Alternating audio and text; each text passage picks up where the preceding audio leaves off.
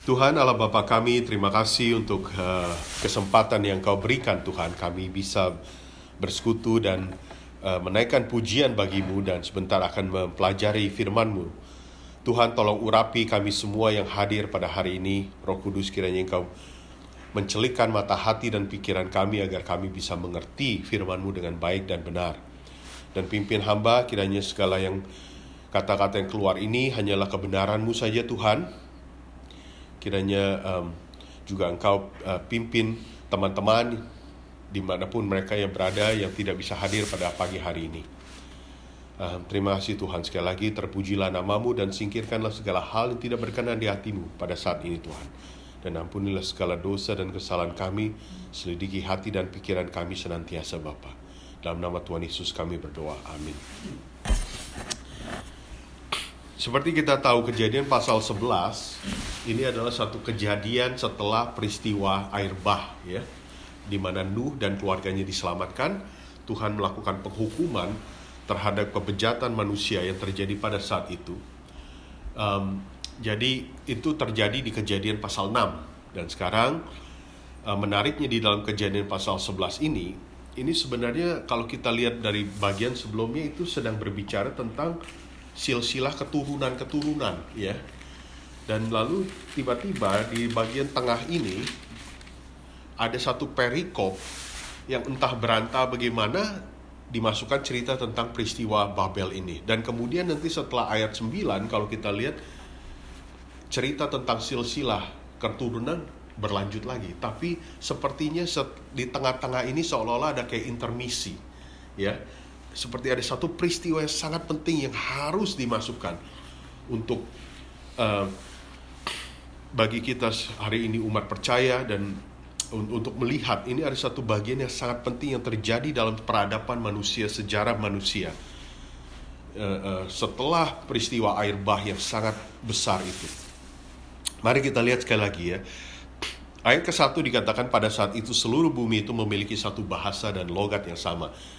Jadi pada saat ini civilization atau kebudayaan atau peradaban manusia mempunyai satu bahasa yang sama, satu logat yang sama. Tidak ada bahasa Indonesia, tidak ada bahasa Inggris, tidak ada bahasa Chinese, tidak ada bahasa Arab atau apapun. Satu bahasa, satu logat yang sama. Kita tidak tahu bentuk bahasanya seperti apa, tapi dikatakan ada satu keseragaman. Dan dalam perjalanan ke timur dikatakan bahwa mereka menemukan dataran di tanah Sinear dan menetap di sana. Sinear itu kalau kita lihat itu nantinya itu menjadi teritori atau daerah yang disebut sebagai Babilonia. Ingat kerajaan Babel yang nantinya salah satu kerajaan yang dipakai oleh Tuhan untuk menghukum bangsa Israel, Raja Nebukadnezar kalau ingat. Jadi Sinear itu nantinya akan menjadi teritori yang bernama Babilonia. Lalu di ayat ketiga dikatakan, nah disinilah mulai nih, ya, orang-orang nih, ya. Ayat ketiga dikatakan bahwa lalu mereka berkata satu sama lain. Saya ingin kita mencoba melihat satu kata di sini, kata kita, ya. Coba garis bawahi kata kita. Pertama nih, ya, coba kita ikuti berapa kali kata kita ini muncul, ya. Oke, ayat ketiga dikatakan lalu mereka berkata satu sama lain, mari, satu, kita membuat batu bata dan membakarnya baik-baik. Lalu mereka memakai bata-bata itu sebagai batu dan aspal sebagai perekatnya. Kemudian ayat keempat, kemudian mereka berkata, mari kita membangun kota bagi kita dengan menara yang puncaknya sampai ke langit, dan marilah kita membuat nama bagi kita supaya kita jangan tersebar ke seluruh muka bumi. Jadi kita bisa melihat dari dua ayat ini ada 6 kali kata kita diucapkan, diulang berkali-kali. Kita. Ya. Sebelumnya saya ingin mengajak kita untuk melihat bahwa mereka merencanakan dengan batu bata, aspal dan sebagai perekat, mereka ingin membangun satu kota, ya. Mereka berencanakan membangun suatu kota dengan satu menara yang puncaknya sampai ke langit. Yang kita harus pahami terlebih dahulu, langit di dalam bahasa Ibrani itu seringkali juga diterjemahkan kalau dalam bahasa Inggris itu dikatakan heavens, atau juga bisa dikatakan sky. Tapi dalam bahasa Indonesia, di sini dipakai kata langit. Tapi di dalam, kalau kita lihat misalkan di dalam Mazmur, coba kita lihat Mazmur 103 ya, ayat 19. Mazmur 103 ayat 19 saya akan bacakan ya. Mazmur 103 ayat 19. Tuhan sudah menegakkan tahtanya di sorga, dan kerajaannya berkuasa atas segala sesuatu. Kata sorga dalam bahasa Ibrani itu kata yang sama dipakai di dalam Kejadian pasal 11 tadi dengan kata langit. Ya, saya bacakan lagi nih ya. Mazmur 115 ayat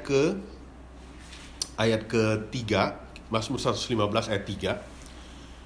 Allah kita di sorga, Ia melakukan apa yang dikehendakinya. Sekali lagi, kata sorga di sini mempunyai kata bahasa Ibrani yang sama, yang dipakai yang sama. Lalu di dalam ayat ke-16, Mazmur 115 ayat 16, langit kepunyaan Tuhan, dan bumi itu telah diberikannya kepada anak-anak manusia.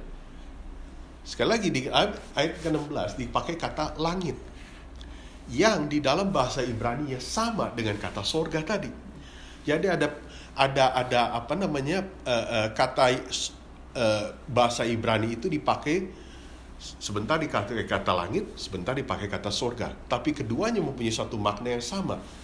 Kenapa hal ini saya ingin kita mengerti ya, sebelum kita melihat lebih jauh di dalam Kejadian pasal 11 tadi, agar kita mencoba mengerti bahwa langit atau sorga itu ya, itu adalah tempat kediaman Tuhan, tempat di mana Tuhan berada ya, wilayah Tuhan, kediaman Dia. Jadi pada saat orang mengatakan bahwa mari kita membangun kota bagi kita dengan menara yang puncaknya sampai ke langit, itu ada problem nggak? Ya, ada problem nggak di situ? Pertama, 6 kali kata kita diulang di dalam Kejadian pasal 11 ini, dari 2 ayat 3 dan 4. Ya,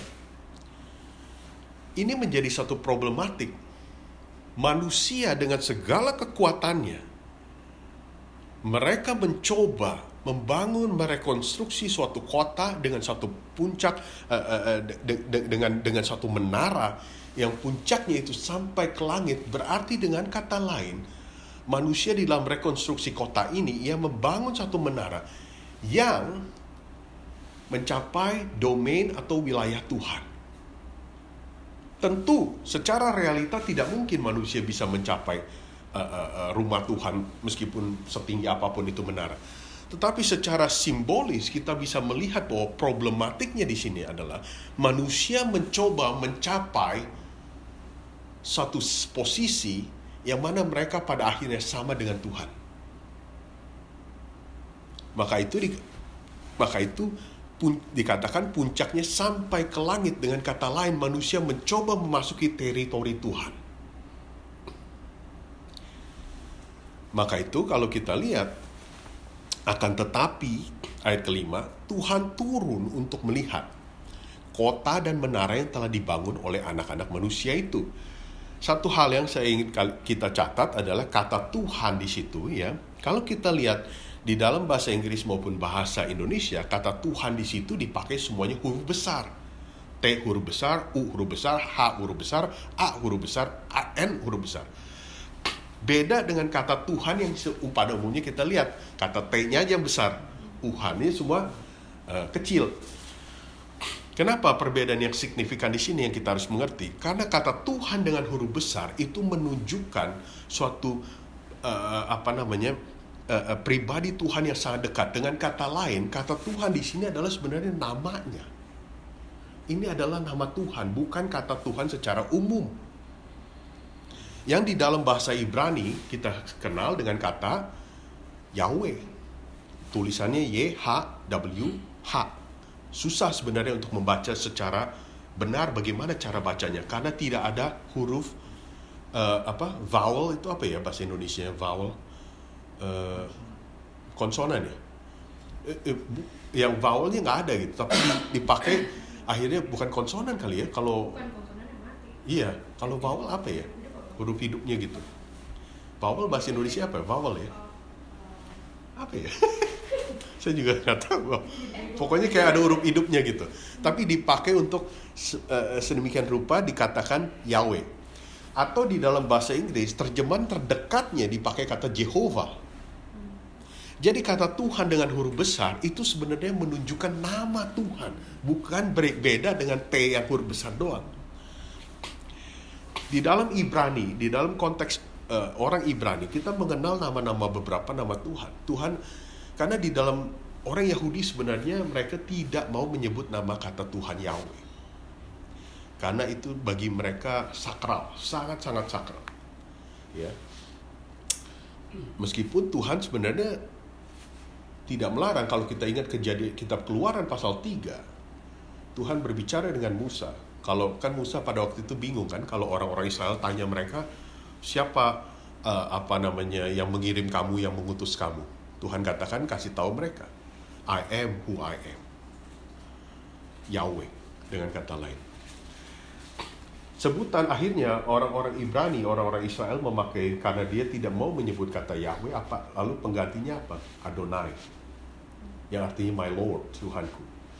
Selain Adonai lalu apa? El Shaddai, yang tadi kita nyanyikan lagu itu. Ya, El Shaddai, God Almighty, Tuhan Maha Kuasa. Lalu ada lagi kata Elohim. Nah, Elohim ini sebenarnya katanya huruf yang besarnya cuma T-nya doang. Jadi ada beberapa nama diganti, akhirnya Adonai, Elohim, El Shaddai. Nama-nama Tuhan yang dipakai karena mereka tidak mau menyebut kata yang personal ini, yang sangat personal ini. Jadi kalau kita membaca khususnya di dalam Perjanjian Lama, banyak kali kita melihat kata Tuhan seringkali dipakai huruf besar. Kalau pada waktu kita menjumpai kata Tuhan dipakai huruf besar, itu berarti sebenarnya itu nama Tuhan yang lagi dipakai. Kayak nama Didi, nama Noni, nama Grace gitu. Grace gitu. Namanya pribadinya itu. Bukan secara umum. Ya. Nah, jadi di sini dikatakan, dicatat di dalam Kejadian pasal 11 ini bahwa Tuhan, nama Tuhan ini dia sendiri secara pribadi turun untuk melihat kota dan menara yang telah dibangun oleh anak manusia itu. Ayat ke-6, Tuhan berkata, lihat, mereka ini adalah satu bangsa dan mereka memakai bahasa yang sama, dan ini baru awal dari apa yang mereka lakukan, yang dapat mereka lakukan.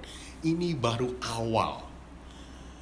Lalu dikatakan mulai sekarang segala yang mereka rencanakan untuk dilakukan tidak ada yang tidak terlaksana. This is only the beginning.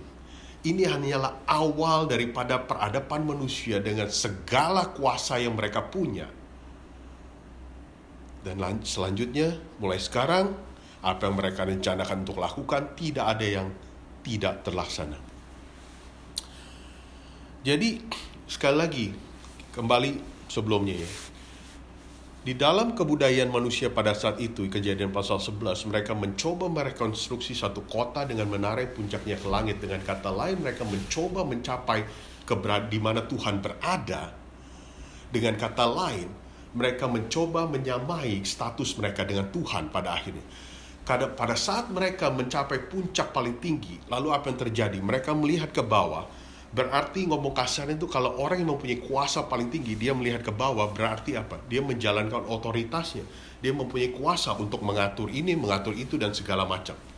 Kita semua bekerja. Kita semua punya bos, punya manajer. Manajer punya manajer lagi. Yang paling tinggi CEO. Dia punya hak untuk mengatur si A, si B, si C, si D, si E. Kita bisa bayangkan sejenak, kalau manusia berhasil mencapai puncak tertinggi tersebut, dia berhasil dengan segala keinginannya dan bahkan kesombongannya menjadikan status dia sama dengan Tuhan, berarti manusia berlaku sebagai Tuhan. Kita bisa bayangkan apa yang terjadi. Dan kalau kita lihat pun pada hari ini, Kita harus akui, manusia sedang berlomba-lomba. Misalkan kalau kita ngomong membangun pencakar langit, gedung yang paling tertinggi. Saya tidak tahu hari ini yang paling tinggi di mana lagi. Mungkin Dubai kali, di Dubai yang paling tinggi. Dulu di New York, apa tuh namanya? Saya lupa namanya. Lalu New York dikalahkan dengan di Chicago. Ada bangun lagi lebih tinggi. Lalu di sini Melbourne bangun Eureka Tower. Lalu Eureka Tower masih kurang tinggi, ada lagi yang lebih tinggi. Manusia kalau kita lihat hari ini realitanya, mereka pun berlomba-lomba membangun gedung-gedung yang lebih tinggi lagi, lebih tinggi lagi. Pencakar langitnya. Ya. Dan jadi kalau manusia yang sangat membahayakan itu adalah ketika manusia berlomba menjadi akhirnya seperti Tuhan. Manusia berlaku sebagai Tuhan. Lalu apa yang terjadi dengan dunia ini? Saya rasa hari ini pun sedikit banyak kita sudah bisa melihat. Sedikit banyak manusia yang menolak Tuhan dan menganggap bahwa saya adalah ilmuwan, saya berhasil menemukan ini, lalu mereka merekayasa genetik daripada manusia, genetik daripada tanaman dan segala macam, diolah sedemikian rupa. Cloning yang terjadi dari binatang ini dijadikan binatang ini dan segala macam. Mungkin ada yang sudah pernah nonton film Jurassic Park. Ya, mereka mencoba mengcloning dari ceritanya dalam film itu, telur daripada dinosaur yang mereka ketemukan, lalu mereka cloning dan akhirnya dibuatlah dinosaur. Sebenarnya itu film bagus kalau dipikir. Lalu apa yang terjadi setelah dinosaur itu ada? Hancur babak belur itu Jurassic National Park. Ketika manusia mencapai status seperti itu, timbul kesombongan. Timbul kesombongan diri yang menganggap dirinya sebagai Tuhan, lalu bisa mencoba menciptakan ini, dan dunia bukan semakin menjadi baik, tapi semakin semeraut dan tidak karu-karuan arahnya. Mereka menolak Tuhan dan menganggap bahwa dirinya adalah Tuhan. Mereka mempunyai kuasa, kemudian mempunyai kuasa dan otoritas untuk mulai bisa menciptakan A, B, C, D, E, F. Terserah mereka mau bagaimana. Lalu, kalau kita pikirkan secara pribadi, ya, mungkin kita yang hadir hari ini tidak membangun pencakar langit seperti tinggi-tinggi, enggak. Tapi kita pun sedikit banyak saya rasa kita juga bisa melihat bahwa kita sadar maupun tidak sadar sebenarnya mencoba membangun kerajaan kita sendiri. To certain extent. Coba kalau kita kembali lagi tadi 6 kata kita ya. Kalau saya boleh mencoba mengganti kata kita, coba ganti kata itu menjadi kata saya. Mari saya ini, mari saya itu, mari saya ini, sampai saya membuat di dalam di dalam ayat keempat dikatakan tadi ya, menara yang puncaknya sampai ke langit, dan marilah kita membuat nama bagi kita. Membuat nama bagi kita. Setelah kita mencapai sukses di sana, tujuannya adalah pada akhirnya membuat nama bagi kita. Kalau kata kita sekali lagi, kita ganti dengan kata saya, tujuannya mencapai puncak tertinggi agar membuat nama bagi saya. Apa yang sedang kita kejar hari ini? Karir, uang, kesuksesan, dan segala macam. Tujuan akhirnya apa? Membuat nama bagi saya. Sedikit banyak, kalau kita pikirkan baik-baik, kita pun sebenarnya, secara manusia pada umumnya, sadar maupun tidak sadar, mencoba berlomba-lomba mencapai ke status puncak yang tertinggi, menyamai diri sebagai Tuhan, membuat nama bagi saya. Akhirnya saya berlaku sebagai Tuhan-Tuhan kecil. Tuhan-Tuhan kecil dalam hidup saya. Mungkin saya tidak menciptakan cloning ini, cloning itu, tetapi di dalam kesuksesan saya, di dalam apa yang keberhasilan saya, kesombongan mulai ada, dan saya berpikir bahwa ini semua hasil karya saya, jeripaya saya. Saya tidak lagi perlu Tuhan karena saya mampu melakukannya semua sendiri. I reached the top. Aku berhasil mencapai puncak yang tertinggi, membuat nama bagi saya sendiri, I can do it. I don't need God. Aku tidak perlu Tuhan. Karena Tuhannya adalah it's I, me, and myself. Tuhannya adalah aku sendiri. Aku yang menentukan mau sampai kemana. Aku yang menentukan sampai sejauh mana. Aku yang menentukan mau diapakan. It's all about me. Mari kita 6 kali. Saya 6 kali. Kalau kita pikirkan baik-baik, yang menjadi fokus utamanya itu siapa? Kita, saya. Tidak ada unsur Tuhan. Kemuliaan yang ada pada akhirnya bukan kembali pada Tuhan, tapi kembali pada kita, kembali pada saya. Maka itu dikatakan ayat keempat, mari kita bikin puncak menara sampai puncak tertinggi, agar kita bisa membuat nama bagi kita. Bukan nama bagi Tuhan, tapi nama bagi kita. Nama bagi saya. Kerajaan yang saya bangun pada saat ini di muka bumi ini, entah apapun itu termasuk gereja, agar membuat nama bagi saya. Maka itu seringkali kadang-kadang saya berbicara dengan teman-teman di dalam pelayanan. Saya kadang-kadang bilang sama teman-teman, sharing, whose kingdom are you actually building? Kerajaan siapa yang kamu sedang bangun di dalam pelayananmu? Your kingdom or God's kingdom? Jadi itu saya ingin mengajak kita semua untuk mencoba merefleksikan dan berpikir. Di dalam, sekali lagi, mungkin kita tidak membangun Eureka Tower, kita tidak membangun menara puncak gedung sampai tertinggi, tetapi sedikit banyak kita harus mencoba merefleksikan dengan jujur. Dalam hidup kita ada puncak yang kita coba bangun secara simbolis, yang akhirnya membuat nama bagi saya. It's all about me. Akulah yang menjadi Tuhannya, Tuhan kecil ini. Apalagi kalau kita mendapatkan kekuasaan, diberikan kuasa untuk bisa menentukan A, B, C, D, E. Maka itu kemudian dalam ayat ke-7, Tuhan melihat ini semua. Secara pribadi ia melihat. Dikatakan, ayo kita turun dan mengacaukan bahasa mereka supaya mereka tidak dapat memahami satu sama lain. Satu hal yang kita harus, ini satu hal yang susah juga ini. Dalam ayat ke-7 perhatikan kata kita di situ ya. Kitanya berbeda dengan ayat 3 dan 4. Kalau dalam bahasa Inggris dikatakan let us. Ya, ayat ke-7, come, let us go down. Ayo kita turun. Us atau kita ini siapa? Ingat kalau kita kembali kepada kitab Kejadian awal-awal, pada saat Tuhan menciptakan manusia, ia menciptakan bahwa let us create man in our image, something like that, ya. Us itu siapa? Mempunyai us yang sama di situ. Kata kita di situ pada penciptaan dan kita di sini sama. Dari apa yang saya pelajari, dari apa yang saya lihat, yang renungkan, kata kita di dalam ayat ke-7, pada saat Tuhan mengatakan, ayo kita turun, kita di sini bukan mengajak malaikat turun, tetapi Tuhan sedang berbicara dengan dirinya sendiri. Jadi secara tidak langsung di sini kita bisa melihat adanya komponen daripada Trinitas tersebut. Tuhan berbicara dengan pribadinya sendiri.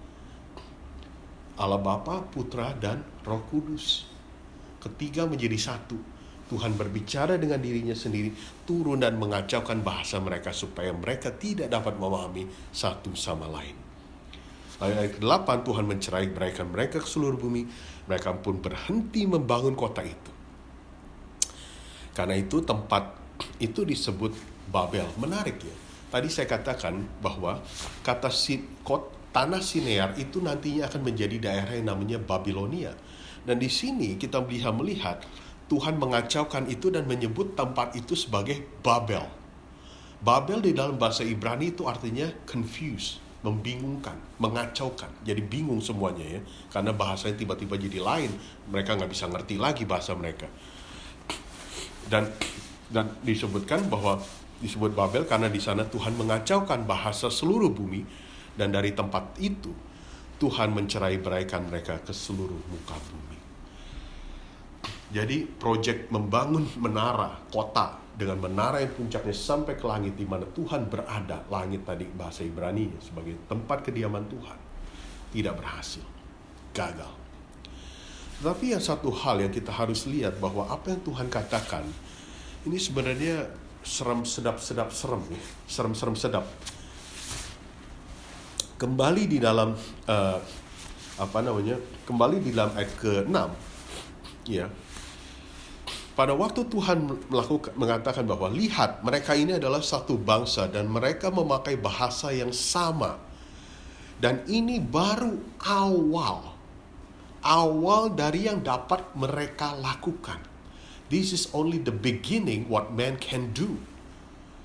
Di dalam peradaban manusia ini baru awal. Lalu dilanjutkan Tuhan mengatakan, mulai sekarang segala yang mereka rencanakan untuk dilakukan tidak ada yang tidak terlaksana. Dan kita melihat hari ini, meskipun bahasa sudah menjadi dikacaukan, sudah tertimbul berbagai macam bahasa di muka bumi ini, tetapi apa yang Tuhan katakan di dalam ke-6, ini adalah awal pada saat kejadian di Babel itu, Menara Babel, itu awal dari apa yang mereka lakukan, dan apa yang mereka lakukan ke kemudian hari, apa yang mereka rencanakan tidak ada yang tidak terlaksana. Dan kita bisa melihat pada hari ini. Seperti tadi saya katakan, manusia terus berlomba-lomba membangun sesuatu hal yang semakin tinggi. Di dalam dunia komputer pada saat ini, dalam dunia IT. Sekarang kita tahu ada AI. Apa yang AI akan lakukan di kemudian hari? Siapa yang tahu? Kita bisa melihat kekuatan daripada AI atau Artificial Intelligence pada hari ini sudah semakin hebat. Apakah di kemudian hari orang masih perlu sekolah? Apakah cuma perlu chat GPT saja sudah bisa keluar semua jawabannya? Pada waktu saya di Indonesia, teman saya, saudara saya kasih tahu, dia iseng, dia ngecek di chat GPT. Dia cuma kasih tahu, dia bilang ceritanya mau bikin rumah. Dia punya lahan, dia punya luas segini, segitu. Dia cuma kasih tahu itunya. Lalu dia bilang, dia kasih ke Chat GPT keluarin informasi sampai sedemikian rupa, sampai bahkan ada bagan rumahnya, gambar denah rumahnya bagaimana, apa yang harus dikerjakan. Dia sampai kaget, dia bilang. Itu hanya mungkin sebagian kecil. Lalu ada teman saya lagi, seorang hamba Tuhan, dia iseng. Dia masukin informasi ke Chat GPT tentang pertanyaan teologis.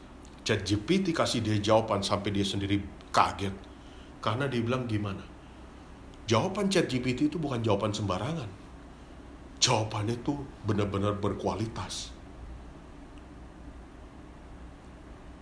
Jadi apa seperti Tuhan sudah nubuatkan di dalam Kejadian pasal 11 ini, yang saya pikir Tuhan sudah nubuatkan, ini baru dari awal dari yang dapat mereka lakukan. Mulai sekarang, segala yang mereka rencanakan untuk dilakukan tidak ada yang tidak terlaksana.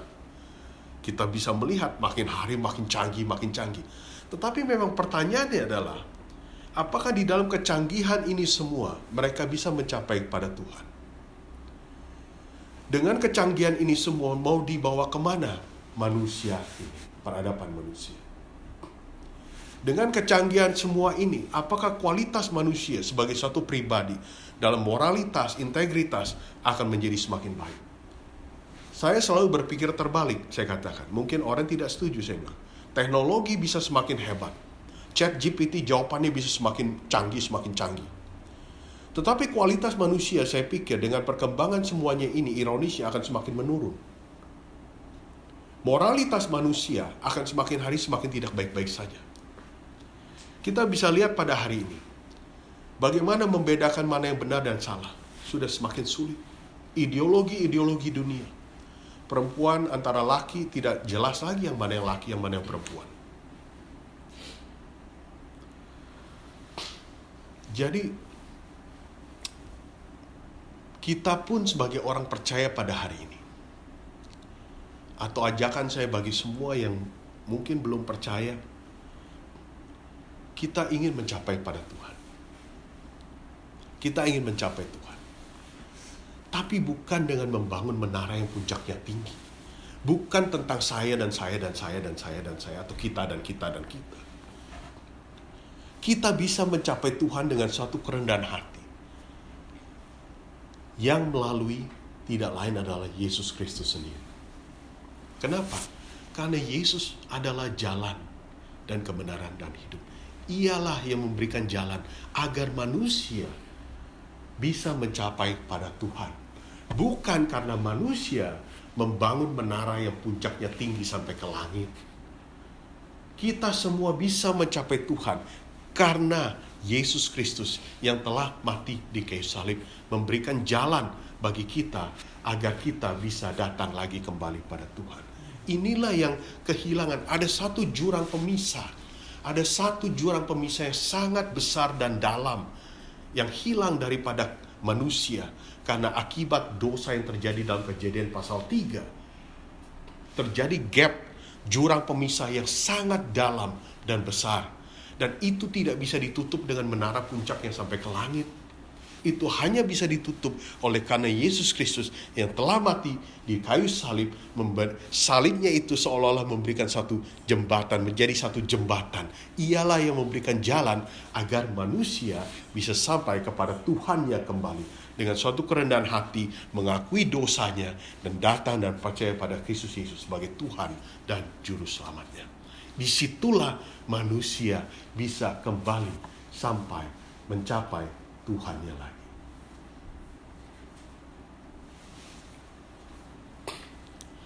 Dan itu satu hal yang saya ingin bagikan pada kita semua pagi ini. Untuk kita berpikir, merefleksikan, di mana kita hari ini? Apakah kita sedang secara tidak sadar membangun menara yang tinggi dalam hidup kita? Yang kita pikir dengan itu, kita bisa mencapai pada Tuhan. Atau kita secara sadar mencoba menjadi Tuhan-Tuhan kecil. Kiranya firman Tuhan pada hari ini bisa memberikan kekuatan pada kita semua dan bisa memperkuat iman kita untuk selalu ingat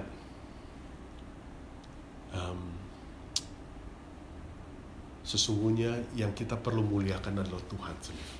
Kemuliaan bagi Tuhan, bukan kemuliaan bagi saya dan saya dan saya dan saya dan saya dan kita dan kita dan kita dan kita.